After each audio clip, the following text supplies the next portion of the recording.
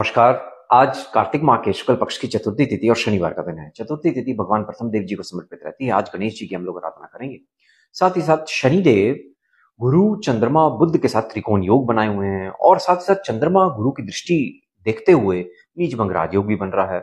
सबसे अच्छी बात यह है कि आज के दिन स्वार्थ सिद्धि योग और रवि योग भी बन रहे हैं, तो ऐसे में बहुत महत्वपूर्ण दिन आज का माना जाता है। भगवान प्रथम देव जी को मोदक अर्पित करते हैं, जिससे कि हमारे जो नए कार्य चलने हैं या नए कार्यों की जो प्लानिंग है वो सुचारू रूप से चल सके, आर्थिक स्थिरता बनी रहे और साथ ही साथ नया कोई भी प्लानिंग में है कार्य तो भगवान प्रथम देव जी की कृपा से पूरा होएगा। आज के दिन हम लोग वाणी पर नियंत्रण रखते हैं और साथ ही साथ मुख्य रूप से किसी भी तरह का कोई व्यवहार है तो वो बहुत अच्छा रखते हैं, किसी के प्रति आदर सत्कार का कार्य करते हैं और प्रथम देव जी को हम लोग आराधना करते हैं, जिससे कि आपके जो कार्य हैं वो सुचारू रूप से चल सकें और नई प्लानिंग को गति मिल सके। जय गणपति।